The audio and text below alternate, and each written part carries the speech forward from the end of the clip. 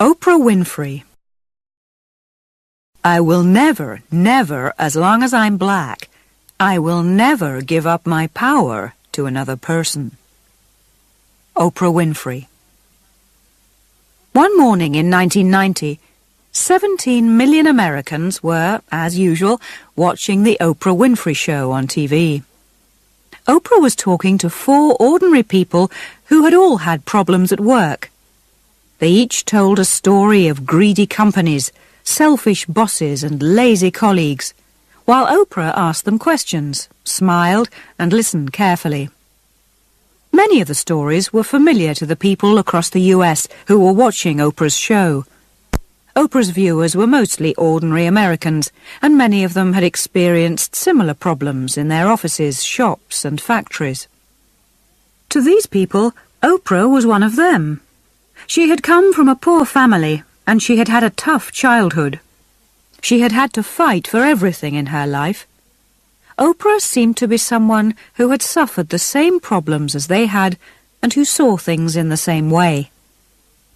So everyone was looking forward to some fun when Oprah introduced her next guest. He was a writer on business called Harvey Mackay. You could see immediately that Mackay would be on the side of the bosses.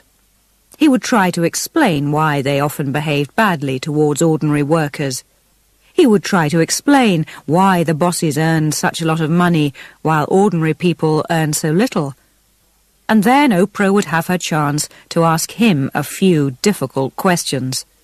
She would tell him how ordinary people felt about big business. But Harvey Mackay surprised everyone. He didn't just talk and give answers. He started asking Oprah questions about her life. "It seems to me," he said to her after a few minutes, "that you're a tough but fair boss." Oprah looked pleased and called to the people who helped her at the back of the stage. "I'm very fair, aren't I, girls?" For many of Oprah's viewers, this was an interesting moment. They had watched her shows every day for many years, and they thought they knew most things about her. They had heard about her problems as a child whose parents had separated. They had listened to her tell them about her relationships. They even knew what she ate, and that she had often tried to lose weight. But Oprah was also a boss, and that idea was new and interesting to many of them. When they thought about it, it was clear that Oprah was much more than just a friendly woman on a popular talk show. Oprah didn't just appear on the Oprah Winfrey Show. She owned the Oprah Winfrey Show. That meant that she earned a lot of money from the advertisements in the breaks in the program. She also owned the studios where they made her show. It was one of the best TV production centers in the US, and it had cost around $20 million. In fact, her company, Harpo Productions, gave Oprah control over her life and over the lives of many other people. In the entertainment business, Oprah's love of control was famous. Although she was very busy, she signed every check for her company, so she always knew exactly how every cent was spent. It was perhaps strange that Oprah had become so interested in controlling her life. She had started in talk shows because she was so out of control. Her first jobs were as a newsreader for small radio and TV stations in the south of the US in the early 1970s. In those days, it was quite unusual for Americans to see a black woman reading the TV news. And in 1976, she was offered a job with a much bigger TV station in the city of Baltimore. Everyone thought she looked great on TV, but she didn't have the right character to be a good journalist. She always became too involved in the stories. When stories were sad, she sometimes started to cry. When the stories were happy, she was clearly happy too. "This is crazy," her bosses said. "We have to find this woman another job." At the time, the TV station wanted to introduce a morning talk show. This would give the people of Baltimore a chance to appear on TV and discuss their opinions. The show was called People Are Talking. As Oprah clearly understood people so well, perhaps she would be the right person to present this program. It could be a much better use of her skills than reading the news. Many TV interviewers prepare questions before an interview and then don't really listen to the answers of their guests during the show. But Oprah was very different. She was always interested in what people said. She had real conversations with the people that she interviewed. Soon, her bosses in Baltimore realized that Oprah was a star. Oprah's show was so successful that after a few years, TV bosses in other parts of the country started to notice her.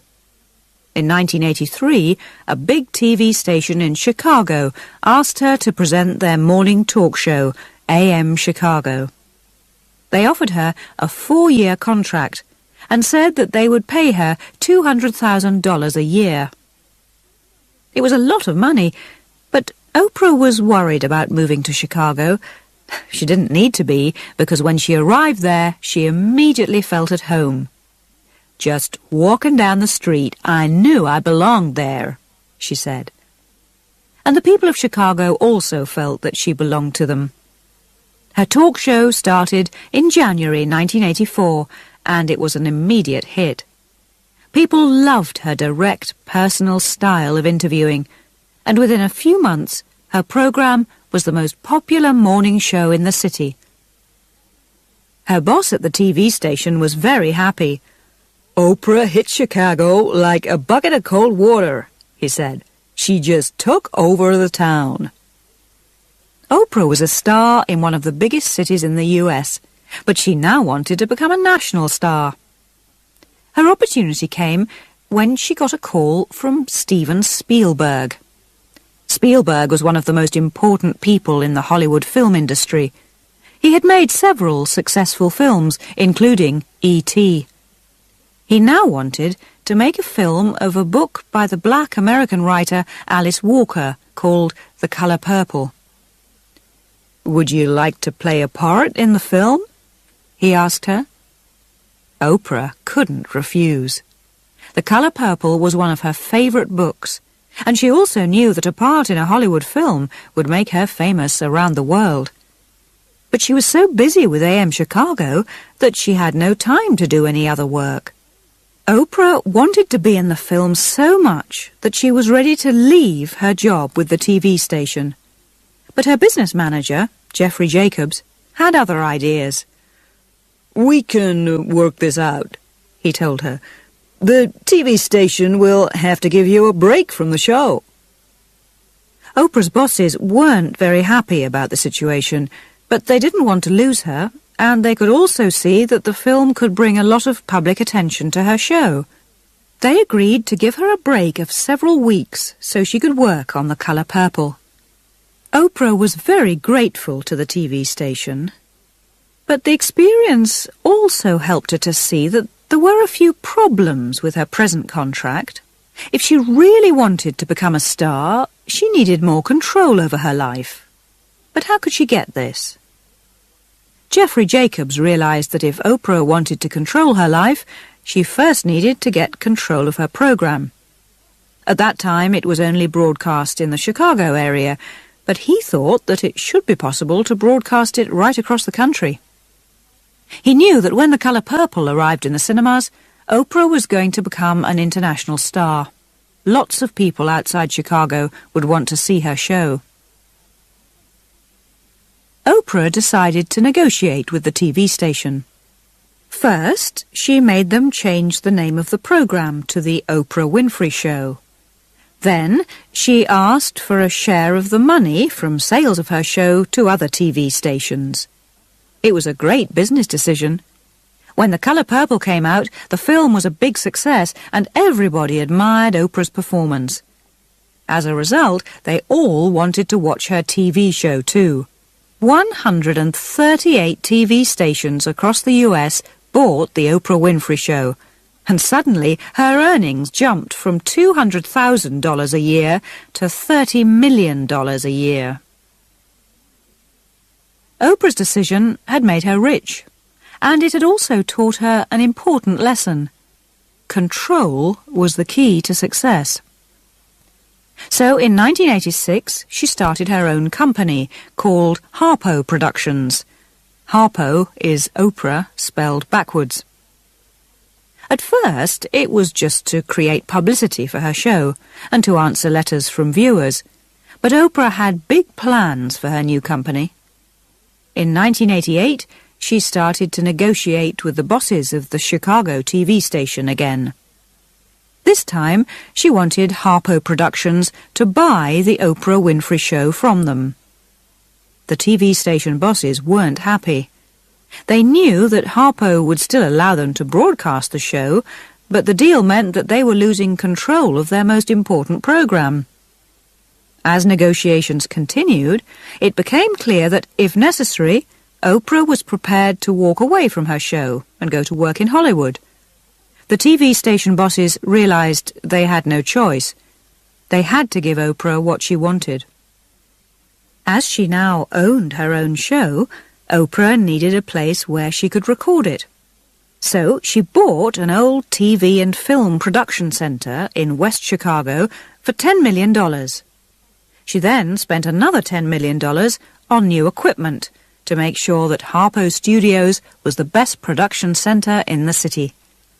Oprah could now make her shows at times which suited her, and she could also make more money from them.